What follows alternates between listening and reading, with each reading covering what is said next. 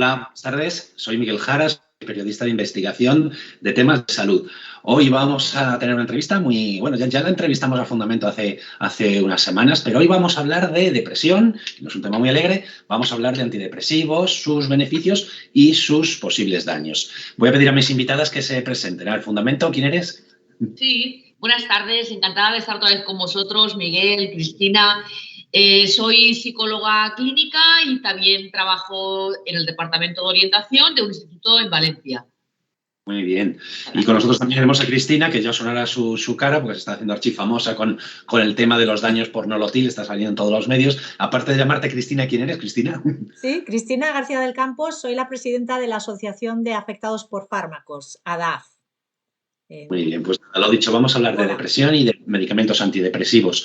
Nuestra invitada, lógicamente, es Fundamento. Fundamento, ¿qué es la depresión? ¿Cómo nos explicas de manera sencilla? Aunque todos habremos pasado por ello, pero ¿qué es la depresión? Sí, pues mira, la depresión es un trastorno que especificado y en el DSM-5, la Biblia psiquiátrica, aparece como un conjunto de síntomas que se pueden resumir básicamente en dos fundamentales. Uno de ellos sería un estado de ánimo deprimido y el otro sería una pérdida de interés pues, por las actividades que tú pues, de una forma generalizada sueles realizar. Esto parecería de una forma pues, persistente durante 2 semanas y entonces cuando concurren estos dos pilares, digamos, de estado de ánimo y de falta de interés o anedonia, sentimiento de desesperanza, infelicidad durante la mayor parte del tiempo y en varios ámbitos, social, familiar, laboral, pues se suele diagnosticar de depresión. Sí, ¿y qué son los medicamentos antidepresivos? Sí, pues serían unos fármacos que, como su nombre indica, intentarían mitigar, intentarían paliar esos síntomas depresivos de los que hemos hablado. Lo que ocurre es que las balas mágicas, como decía Johanna Moncrief, no existen. Es decir, que eso de hablar de unos medicamentos completamente específicos para tratar la depresión, pues deja mucho que desear, ¿de acuerdo? Con lo cual, esos medicamentos antidepresivos, pues hoy en día se utilizan para todo. Es decir, que tanto para un TOC como un trastorno de ansiedad generalizada, un trastorno de ansiedad social, etcétera. Es decir, que no pretenden ser específicos como su nombre indica, sino que al final se convierte pues, en un medicamento prescrito para un montón de trastornos. Muy bien. Dentro del grupo de los antidepresivos, creo que los más populares o los más recetados son los llamados ISRS. ¿Qué significan estas siglas y cuáles son los mecanismos de acción de estos medicamentos antidepresivos? Sí, como su nombre indica, son inhibidores selectivos de la recaptación de la serotonina. Eso significa ISRS.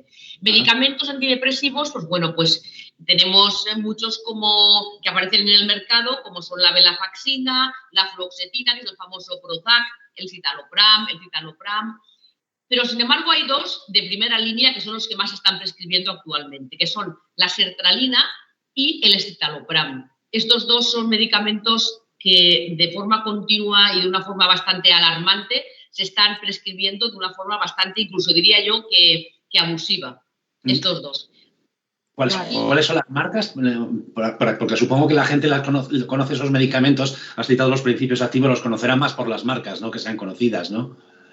Sí, bueno, las marcas, aparte del Prozac, pues tenemos también, como os he comentado, pues, las conocen también, como os he comentado, pues la citalopram, la sertralina, por ejemplo, es otra marca que existe, la venlafaxina, la paroxetina, es decir, que suelen también conocer los principios activos porque date cuenta que muchos de ellos aparecen también como genéricos y no hay problema tampoco en distinguir estos medicamentos, como la sertralina o el citalopram, los que más. Y una cosa curiosa que os quería comentar rápidamente es que ha aparecido también en JAMA, la revista JAMA, un estudio recientemente, o sea, de hecho de la semana pasada, que lo que hacía era investigar el escitalopram junto con la terapia mindfulness. Entonces lo que decía es que la terapia mindfulness se había demostrado que incluso era mucho más efectiva que el escitalopram y, por supuesto, no tenía los efectos dañinos que conlleva este fármaco. Claro. Muy brevemente, ¿qué es el mindfulness? Porque casi todo el mundo... Bueno, Sí, el mindfulness sería una terapia meditativa centrada en la persona. Mindfulness significa, pues bueno, pues centrar tu foco, pues ponerlo en la persona, en el momento presente, abstraerse. Es como una meditación, digamos, grosso modo, centrarse en unos momentos presentes e intentar tampoco, pues, divagar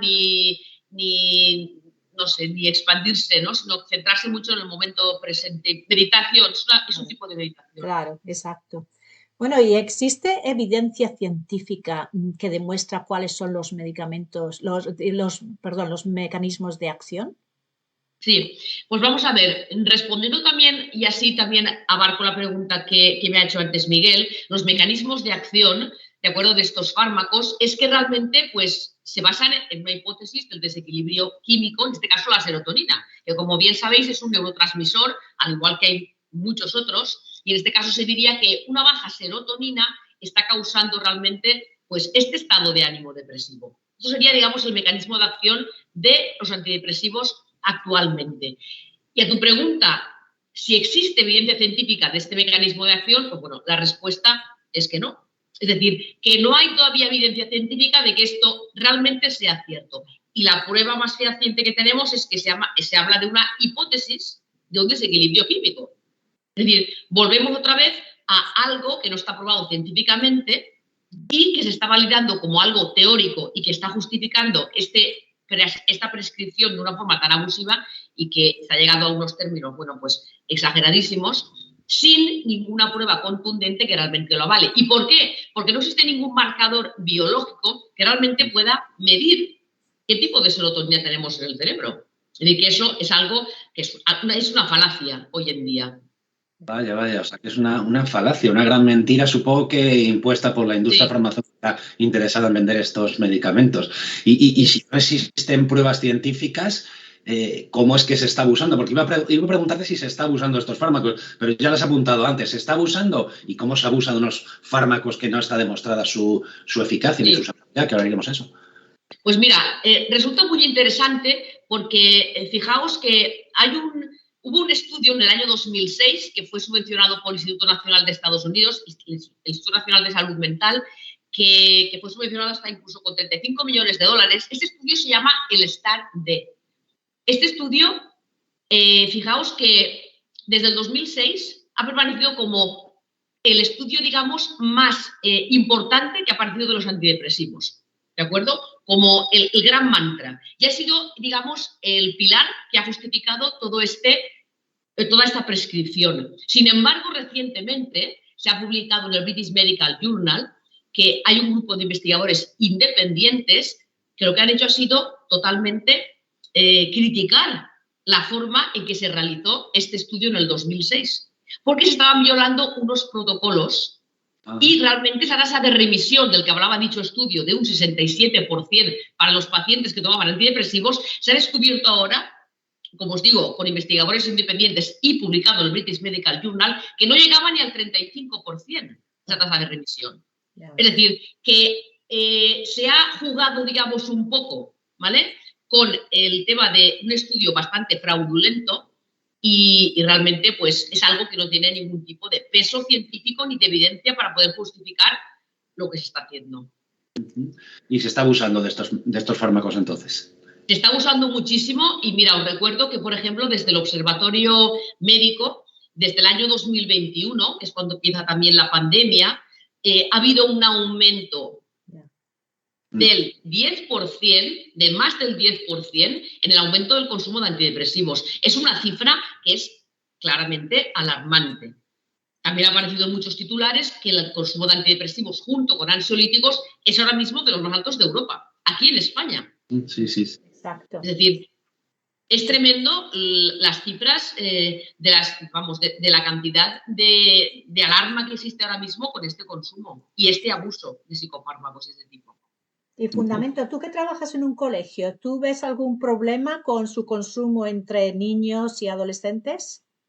Sí, realmente se está creando también un abuso tremendo, sobre todo en niñas, que son las que más suelen tomar esos antidepresivos, son las que más problemas tienen, así como los niños que lo hablamos en otro momento, ¿no?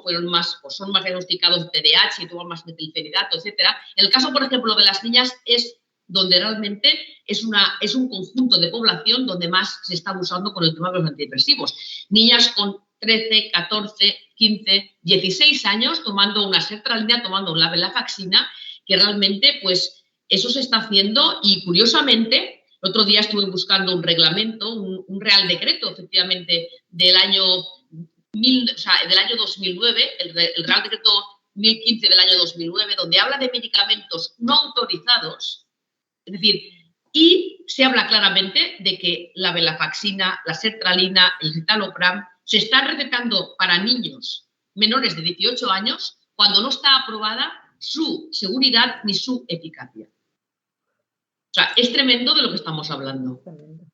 Es tremendo.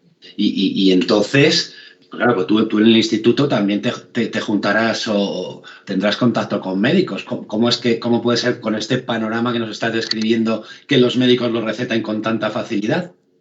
Sí, vamos a ver, es que resulta que cuando los niños, las niñas son derivados de salud mental, vienen con diagnóstico, porque lo hace salud mental, no lo hacemos nosotros, los orientadores. Entonces ese diagnóstico ya viene realizado desde salud mental, desde la USMIA concretamente. Entonces aparece ya el diagnóstico con su tratamiento.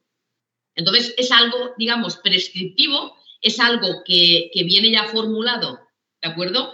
Y contra, digamos, este quehacer médico, pues es aceptado. Es decir, que es aceptado tanto por las familias, ¿de acuerdo? Como en este caso, pues por las adolescentes, que son las que a veces pues menos se rebelan también contra esto, y es muy difícil luchar contra algo que está, digamos, validado por un médico. Claro. ¿Y por qué en las crisis sociales se multiplica la ingesta de estos tratamientos?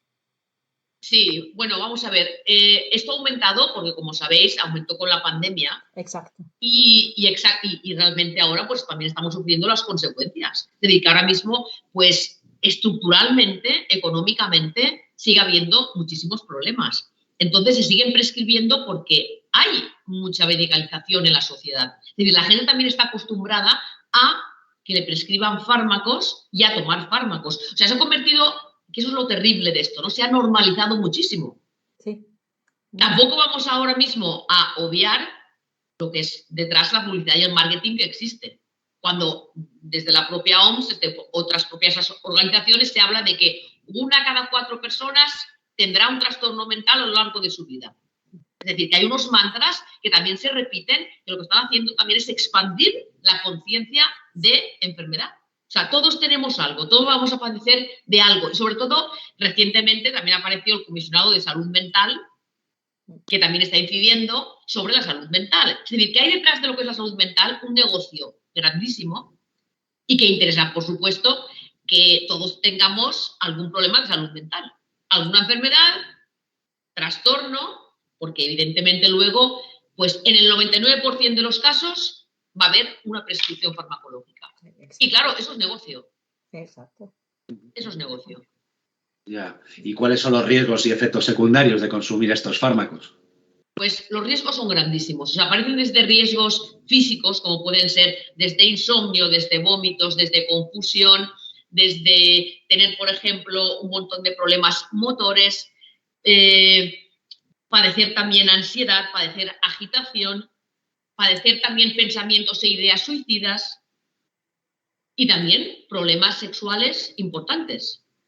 Es decir, que el tema, por ejemplo, de la disminución de placer, de la disminución de la libido, tanto en hombres como en mujeres, también es algo patente que aparece como consecuencia de la toma de estos fármacos. Claro, si una persona ya se encuentra mal y también disminuye su deseo sexual, disminuye también sus ganas, se embota emocionalmente, lo que es el embotamiento emocional, es decir, tipo zombie, ni siento ni padezco. ¿De acuerdo? O sea, aparece todavía más frustración, aparece todavía más anedonia, o sea, menos placer en hacer las cosas. Pues, por supuesto, dime qué antidepresivos, o sea, qué palabrita es esta, cuando realmente a lo mejor te pone peor. Es decir, que los daños y los perjuicios son muy grandes. Claro, se supone que tiene que quitar la depresión, no darla, no dar más. Si tú Sí, ¿conoces casos de personas dañadas por estos productos, por estos fármacos? Sí, es decir, muchísimos casos. Es decir, es que alrededor siempre hay alguna persona que va a estar tomando algún antidepresivo, algún ansiolítico. Es decir, que hay muchísimos casos de personas afectadas y que realmente están sufriendo luego pues, las consecuencias, que no se encuentran bien, que se han dejado el fármaco pero siguen sintiendo síntomas también a consecuencia de ese fármaco, que realmente siguen notando que están más decaídos, más embotados emocionalmente, que les cuesta tomar la iniciativa, que les cuesta, tienen mucha pérdida de interés, sentimiento de desesperanza. Sí. Un montón de casos a nuestro alrededor, cuando preguntas, gente pues, que coge las bajas, te enteras luego que ha sido también por depresión, bastantes. Sí. Y entonces, desde tu manera de entender la psicología y sobre todo que tú trabajas con niños y adolescentes, ¿qué se puede hacer en positivo, digo, para abordar este problema de una manera constructiva? Claro, pues a ver, es que hay muchas alternativas, es decir, que una importante es que tratar tratar a la persona ahora mismo de una forma con normalidad, sabiendo que evolutivamente y que la vida también nos lleva subidas y bajadas. Es decir, siempre no podemos estar en un polo positivo ni podemos estar receptivos a estar bien. Es decir, que tenemos que aceptar también las vicisitudes de la vida y los problemas y hay que afrontarlos. Y desde luego que hay muchas alternativas cuando nos encontramos mal, alternativas a los fármacos. El deporte, el ejercicio físico se ha demostrado que es algo que realmente beneficia muchísimo a las personas cuando se encuentran mal. Genera dopamina, generan otro tipo también de hormonas que te hacen encontrarte mucho mejor. Luego también las salidas, por ejemplo, al aire libre. El hacer, por ejemplo, contacto con la montaña. Hay un montón de clubs, por ejemplo, de senderismo. Hay muchas actividades también, por ejemplo, sociales, que tampoco tiene por qué ser todo deporte. Desde clubs, por ejemplo, de ajedrez u otro tipo de juegos que también te pueden llevar a estar bien. O actividades, por ejemplo, de voluntariado, también existen y también pueden hacer que te encuentres bien. Rodearte de un buen grupo de amigos, es decir, intentar no quedarte solo, tener siempre tu grupo de apoyo, salidas, por ejemplo, salir, es decir, no quedarnos encerrados. Y fijaos que hay otra cosa también muy importante, que es muy preocupante, y es el tema, por ejemplo, del móvil.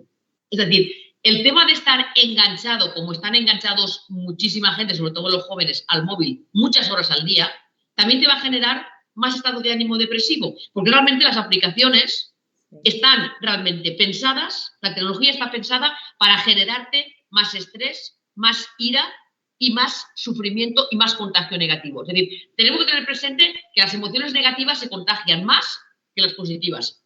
Sí. Y que realmente esto es algo que el móvil nos genera más vigilancia, más ansiedad, más ira, más estrés, con lo cual el tema del móvil yo lo descartaba.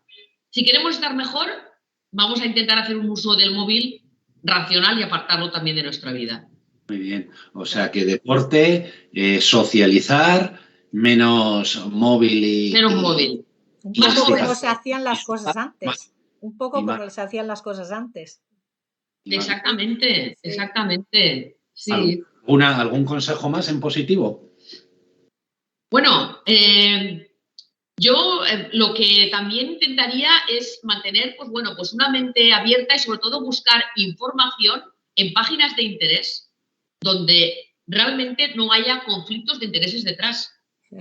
Es decir, que ADAF es una página donde no recibe intereses de ningún tipo de compañía ni de nada. Con lo cual, la información que se da es una información transparente. Eso es muy importante. Es decir, que buscar la información en sitios donde sepas que no hay un conflicto de interés, para mí es vital hoy en día. También existen otras, por ejemplo, como la plataforma No Gracias o el bulletí, por ejemplo, de farmacovigilancia, por ejemplo, de Cataluña, donde está Joan Ramon Laporte detrás. Sí. Es decir, que hay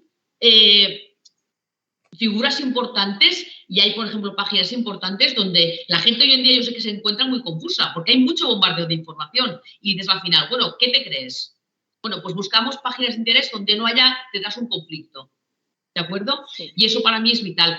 Otro consejito rápido que también doy, y que creo que es muy importante como ciudadanos saberlo, es tener presente la Ley del Consentimiento Informado 41/2002. Es decir, Si tú realmente quieres que tu médico te informe, exígeselo también. Es importante hoy en día conocer nuestros derechos como pacientes. Es decir, dámelo por escrito. ¿Qué consecuencias va a tener ese tratamiento que voy a tomar? ¿Qué efectos secundarios puede tener? Exacto. Creo que hoy más que nunca tenemos que estar informados y tenemos que conocer también derechos. Muy bien. Hoy más que nunca. Nada, coincidimos. Seguro que Cristina piensa como yo, que coincidimos mucho contigo en este discurso y además creo que lo explicas de una manera muy bien, muy breve, muy tajante, muy directa y muy documentada. Pues nada, Fundamento, hemos llegado al final de nuestra entrevista, que queríamos que no fuera muy larga, sino así, como hemos dicho, directa, y te emplazaremos, si te apetece, a tratar sobre muchos de los temas candentes de la actualidad que tienen que ver con la psicología y con el bienestar mental. Así que nada, de despedirme también de ti, Cristina, y seguiremos los tres trabajando por la salud mental, si os parece. Hasta otro día, entonces. Exacto. Muy bien, muchas gracias a los dos y encantada de estar con vosotros. Vale, Venga. fenomenal. Hasta luego. Muchas gracias. Hasta luego. Hasta pronto. Adiós.